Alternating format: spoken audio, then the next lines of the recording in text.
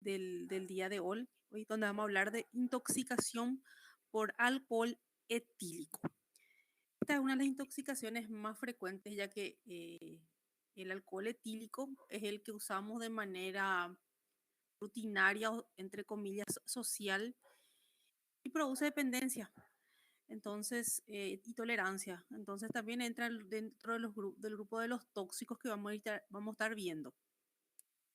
El alcohol etílico, también conocido como etanol, proviene de lo que es la fermentación o la destilación de los zumos azucarados, ¿verdad? Entonces tiene dos fuentes. Las bebidas alcohólicas tienen dos fuentes, pueden ser de tipo fermentado, donde tenemos como ejemplo la cerveza y el vino, y de tipo destilado, el ejemplo sería nuestro whisky y vodka. Hay que tener en cuenta que hay otras fuentes de alcohol etílico, como por ejemplo algunos jarabes para la tos, perfumes, desinfectantes de uso diario, ¿verdad? Disolventes, desengrasantes. También el etanol puede usarse de manera terapéutica, por ejemplo, en la intoxicación por metanol. Entonces, son otras fuentes que tenemos que tener en cuenta a la hora de hacer nuestro interrogatorio, ¿sí? Cuando sospechamos de una intoxicación por alcohol etílico. Vamos a recordar un poco la farmacocinética del etanol. En primer lugar, es consumido, ¿verdad? Y por vía digestiva ocurre la mayor parte de su absorción. Un 20% de todo lo que se ingiere es absorbido a nivel del estómago y un 80% de lo que resta se absorbe por vía intestinal, principalmente en el intestino delgado. De ahí, entre unos 20, 30 a 60 minutos, llega a la sangre, una vez ingerido, ¿verdad? Esto es variable. Entonces, es variable, por ejemplo, si se ingirió alcohol con el estómago vacío, si se ingirió alcohol con alimentos, principalmente con proteínas o con grasas, que la grasa produce como una capa a nivel del estómago, entonces impide que se absorba. O si fue absorbido junto a otros medicamentos, por ejemplo, la aspirina, que inhibe su absorción, ¿verdad? En parte, no totalmente. Otra vía de absorción del etanol puede ser la vía percutánea. Entonces es importante, por ejemplo, en los niños, donde hay una costumbre de que los abuelos le colocan el alcohol cuando le duele la panza o cuando tienen fiebre. Entonces es también absorbido por vía percutánea, por vía inhalatoria. También se absorbe por mucosas. Hay una creencia de que si entre las nuevas modas, entre los adolescentes, de que si no consumen por vía oral no van a dar positivo al alcotés. Entonces están buscando otras vías, la vaginal, la vía rectal de absorción, y también se absorbe igual que la vía digestiva. Una vez absorbido por esas vías, ¿verdad? Una vez absorbido, se distribuye ampliamente de manera libre en la sangre y llega a todos los tejidos, incluyendo el líquido cefalorraquídeo, el cerebro, ¿verdad? Y también pasa a la placenta. De ahí su importancia de evitar el consumo de alcohol durante la gestación.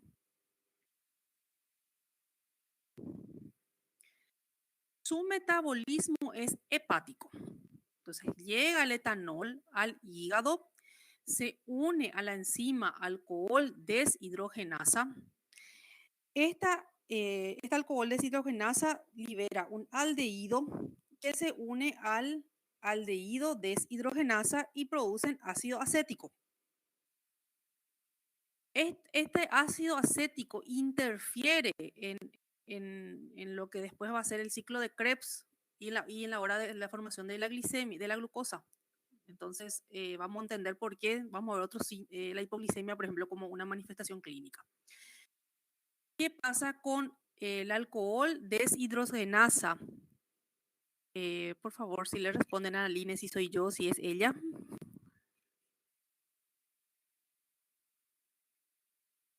Gracias.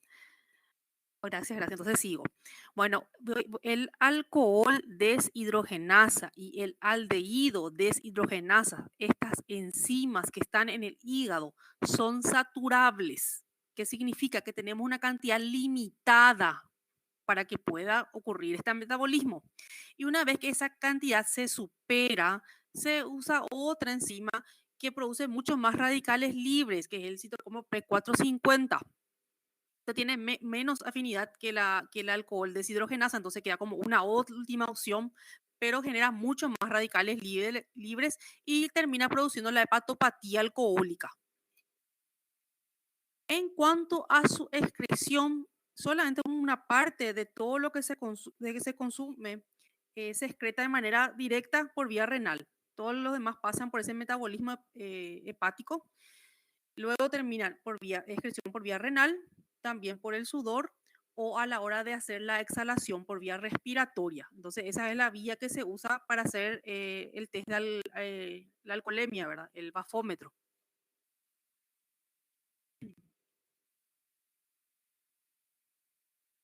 Dijimos que tiene una amplia distribución a nivel corporal, llega al sistema nervioso central, donde aumenta los niveles de la dopamina y de la serotonina. Esto es individual, entonces en los crónicos hay una cierta tolerancia. También puede activar unos receptores de los opioides. A nivel cardiovascular produce una vasodilatación porque libera histamina. Entonces, esta liberación de histamina se compensa con aumento de la frecuencia cardíaca y aumento de la presión arterial. A nivel renal, inhibe la hormona antidiurética, por eso es que aumenta inmediatamente la diuresis, las ganas de ir al baño, a orinar. Y a nivel gastrointestinal hay un aumento de la hormona gastrina. Entonces, cuando hay dosis muy altas, esto también disminuye el peristaltismo. Dijimos ya que estos a nivel hepático, los radicales libres, cuando se satura el alcohol deshidrogenasa y utiliza el citocromo P450, producen daño hepático por este acúmulo de radicales libres en la zona.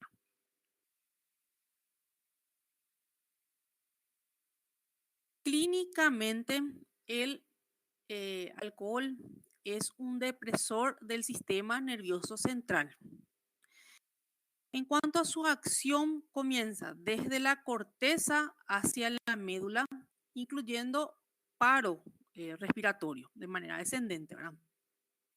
Como la vasodilatación que produce, como vimos, a consecuencia de la histamina, vemos un aumento de la frecuencia cardíaca y de la frecuencia respiratoria, esa rubicundez e inyección conjuntival que caracteriza al paciente que se encuentra alcoholizado, pero antes de ser depresor tiene, entre comillas, un efecto de euforia y de desinhibición.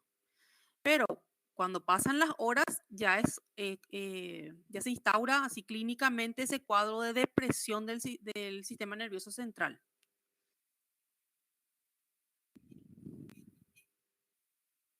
En cuanto al cuadro clínico, esto es así un cuadrito muy teórico, donde refiere que según el porcentaje de etanol que se encuentra en sangre, vamos a ver los signos y síntomas.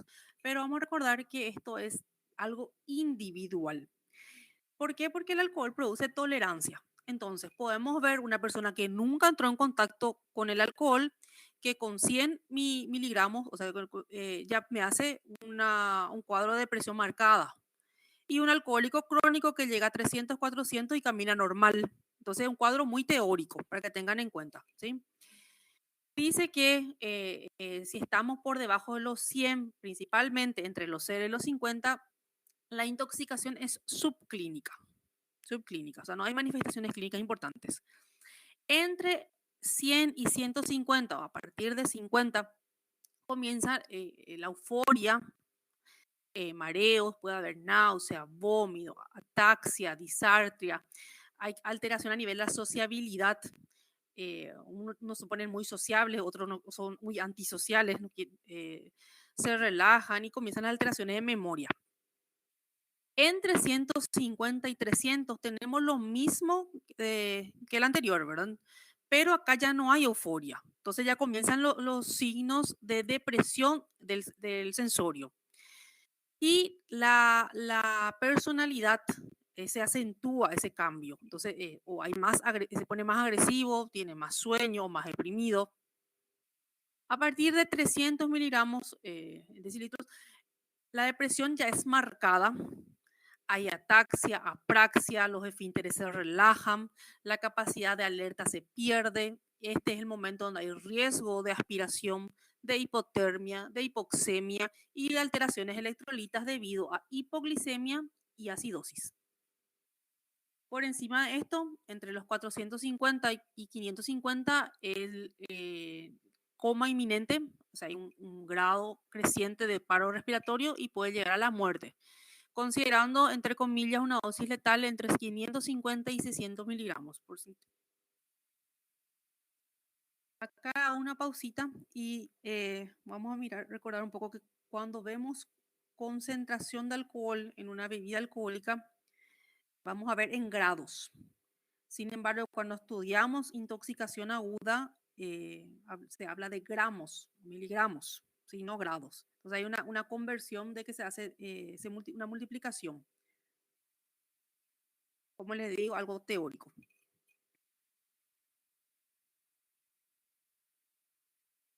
Para hacer el diagnóstico, bueno, uno es la clínica. Muy importante la clínica, interrogatorio tanto a la persona como a su acompañante, si así lo tiene, ¿verdad? Y a nivel laboratorial podemos hacer un dosaje del alcohol en sangre, la alcoholemia. Dijimos que el metabolismo hepático interactúa a la hora del ciclo de Krebs y disminuye la glicemia porque afecta la producción de esta.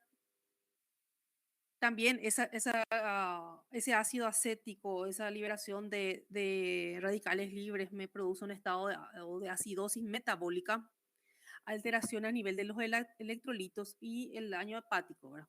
Entonces, laboratorialmente hablando, me es útil dosar el alcohol en sangre, corroborar la glicemia para constatar la hipoglicemia, hacer una gasometría para ver si no estamos frente a una acidosis metabólica, electrolitos, un ionograma y hepatograma para ver si hay daño hepático, ¿verdad?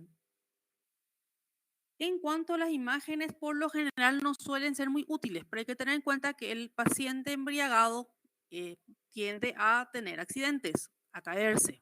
Entonces, en esos casos también pedir una radiografía tórax, de abdomen, una tomografía cerebral, según la sospecha.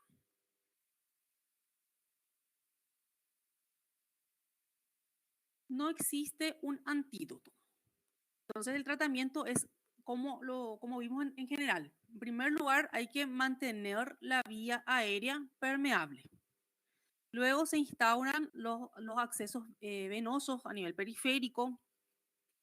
Se hace control de los signos vitales. Si hay hipotermia, se controla la hipotermia. Si hay antecedentes de traumatismo, se puede hacer una inmovilización cervical.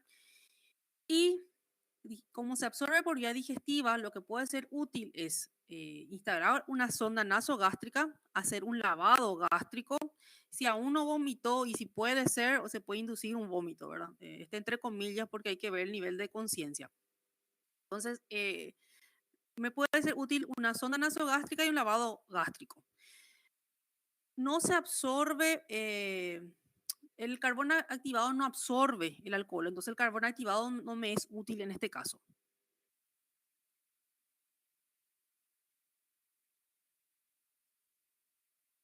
Entonces tratamos de las consecuencias. El consumo de alcohol tiende a, el consumo crónico de alcohol tiende a dañar los hepatocitos. Entonces, no se puede absorber la vitamina B1, la tiamina.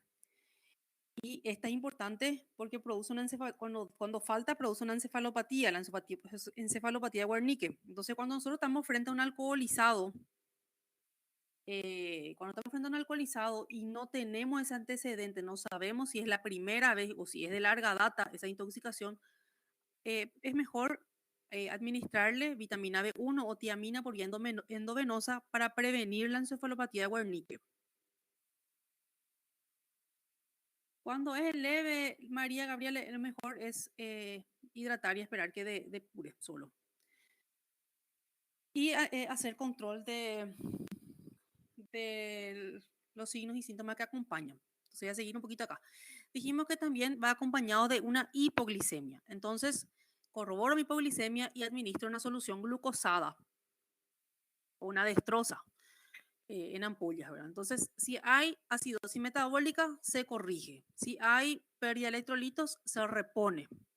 La hemodiálisis puede ayudar si la alcoholemia es muy alta y tenemos una acidosis metabólica. Entonces, por ejemplo, en un niño, ¿verdad?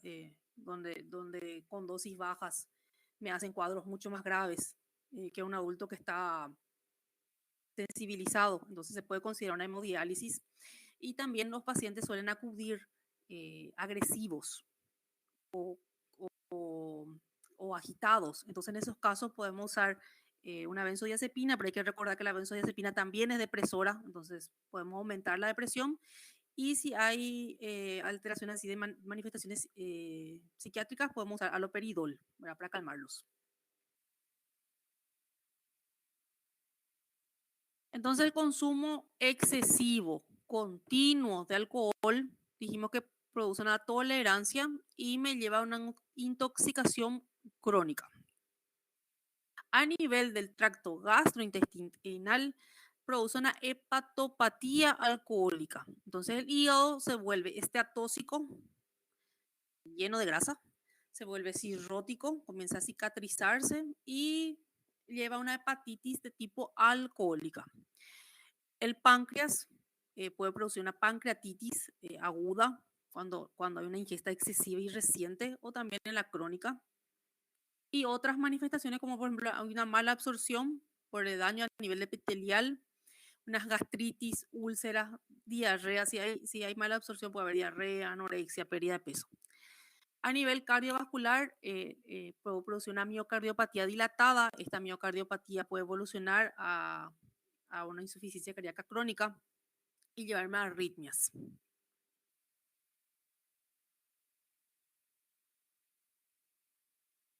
A nivel neurológico, hay trastornos de la memoria, puede haber alucinaciones, temblor, convulsiones, atrofia cerebral crónica. La mielonolisis cerebral pontina es poco frecuente, afecta a la sustancia blanca de la protuberancia. Cuando esta está, causa una paraparesia progresiva, hay disartria, disfagia y alteración en la protrusión lingual. Si hay hiponatremia, esta hiponatremia precipita esta mielonolisis. También puede haber una polineuropatía, una miopatía alcohólica, la enfermedad de Maquiafaga, Bignami, donde hay una desmielinización focal y necrosis del cuello calloso, entonces hay una confusión, rigidez, mioclonía, alucinaciones, convulsiones, ataxia. Bueno, esto vamos a ver en caso de pacientes con intoxicación crónicas, ¿sí?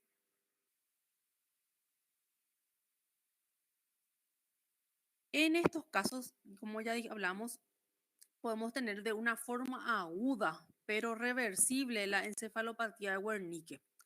Entonces, esto se ve cuando hay un déficit agudo de B1, de tiamina. Esta tiamina es una coenzima que está relacionada con el metabolismo de la glucosa en el cerebro. Clínicamente hay una triada clásica. El paciente acude confuso, con ataxia y tiene una oftalmoplejía. Entonces hay parálisis del motor ocular externo, entonces la parálisis de la mirada conjugada y nistagmo de tipo horizontal.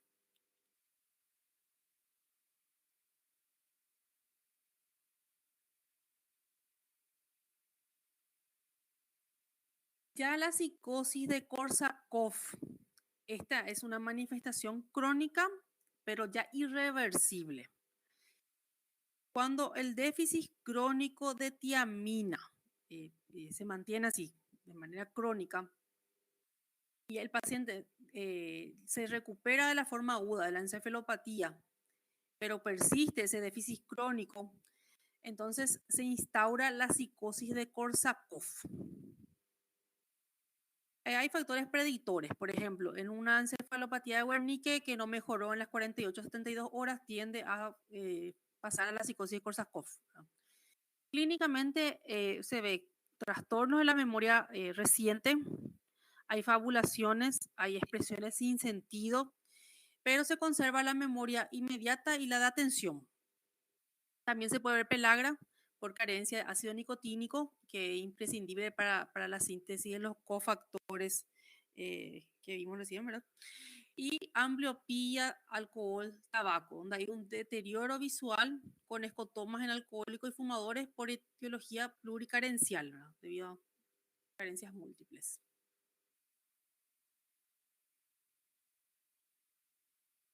A nivel metabólico, entonces podemos tener una acidosis metabólica, hipoglicemia, hipomagnesemia, hipoglicemia, hiperlipemia, déficit de vitamina E, déficit de cobalamina. A nivel pulmonar puede haber aspiración y esto me conlleva a una infección respiratoria, también alteraciones en el intercambio gaseoso, anemia, hematológico anemia, alteraciones megaloblásticas de la médula ósea y trombocitopenia.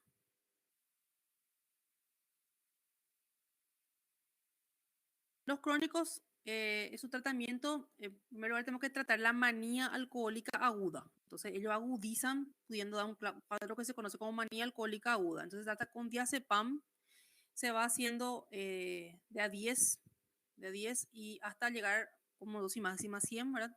Y sí, por vía endovenosa hasta que se tranquilizan, hasta que se les mantiene sedado y ahí se mantiene por vía oral. Si complica o si comienza a tener sus episodios de alucinaciones, se puede tratar con haloperidol.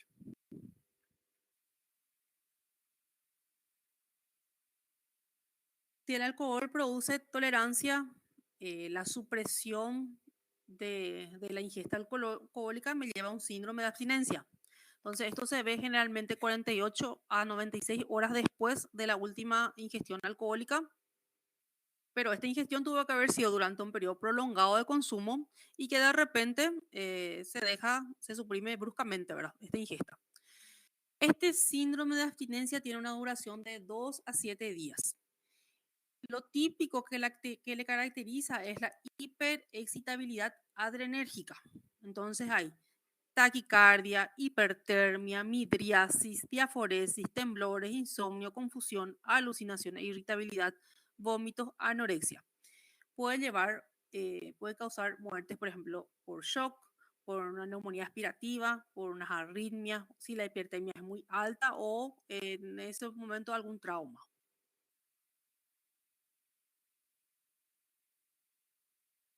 La forma más grave de abstinencia es el delirium tremens. Este tiene una mortalidad per se de unos 5 a un 10% y es el reflejo de un trastorno electrolítico. Se caracteriza por presentarse con un miedo incontrolable, una inquietud que progresa con alucinaciones visuales, auditivas, gustativas, sonopsias. Puede haber insomnio con delirio, temblores, hiperreflexia, taquicardia, convulsiones. El delirio tremens se trata de manera similar, dando sus ampollas de diazepam más la ampolla de haloperidol y se va intercalando entre cada 5 a 10 minutos hasta que el paciente duerma sin que superemos los 50 miligramos de diazepam o los 100 de haloperidol.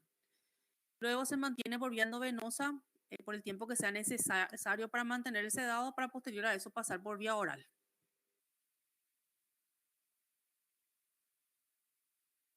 Bueno, Alfonso Fernández hizo una clasificación donde distingue unas etapas. Dice que la primera etapa es la que se llama prealcohólica, donde la persona toma contacto con el alcohol y hace de su consumo ocasional, que lo hace por ejemplo en forma de alivio, bebe unas cuantas copas que reportan momentos de felicidad y recreación para regresar al hogar sin causas molestias. Sin embargo, el consumo de alcohol va modificando el metabolismo químico del organismo y aumenta la tolerancia, por lo que cada día comienza a consumir mayores cantidades de alcohol para sentir los mismos efectos que antes. Entonces, la primera etapa se manifiesta por distintos tipos de vivencias alcohólicas conforme los individuos perciben su uso y su efecto. Ya en la segunda etapa tenemos al bebedor alcoholizado que necesita beber para mitigar los efectos físicos adversos que causa la abstinencia, con una total incapacidad de control.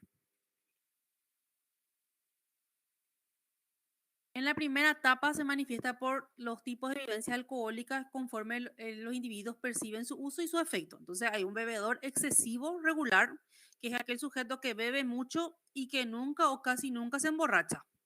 Entonces comienza a desarrollar una dependencia biológica. Luego se hace bebedor excesivo irregular, que también es conocido como alcoholómano, que es una persona que se entrega a la bebida de forma impulsiva hasta la embriaguez, teniendo dependencia física o biológica. Ya el bebedor enfermo psíquico hace uso del alcohol como medio para neutralizar algunos de los síntomas de su enfermedad. Entonces, esta enfermedad puede ser una depresión, un estado paranoide, y es un abuso simple para estar en una realidad placentera. Entonces, acá no hay una necesidad física ni psíquica.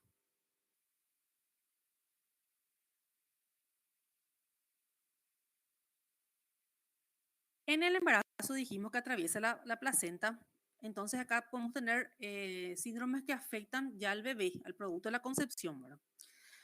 La intoxicación neonatal se ve en neonatos donde la embarazada consumió alcohol en un momento cercano al parto. Clínicamente, el niño nace con una hipotonía muscular, una dificultad respiratoria severa, la alcoholemia es dosable y hay alteración a nivel hepático en la conjunción de la bilirrubina.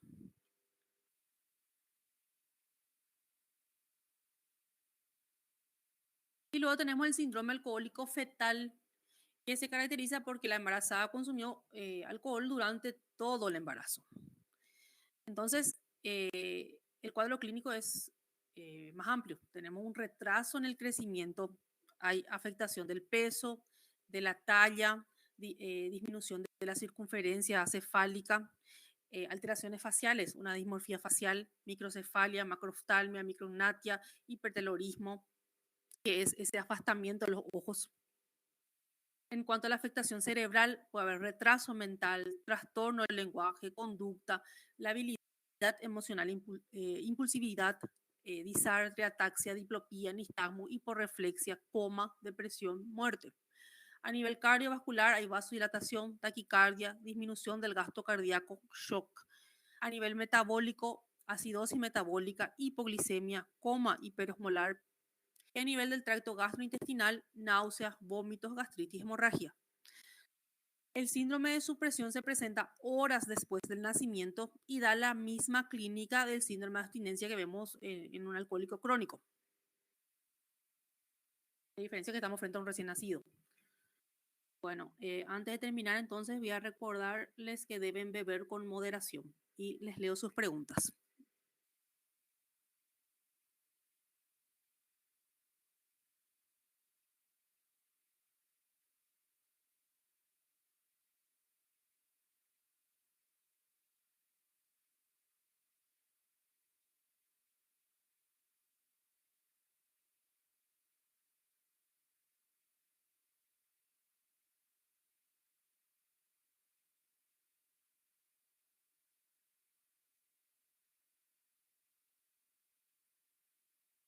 Hacen si el cuestionario es útil a la hora de hacer diagnóstico de intoxicación alcohólicas. No quiero entrar mucho en la parte de psiquiatría,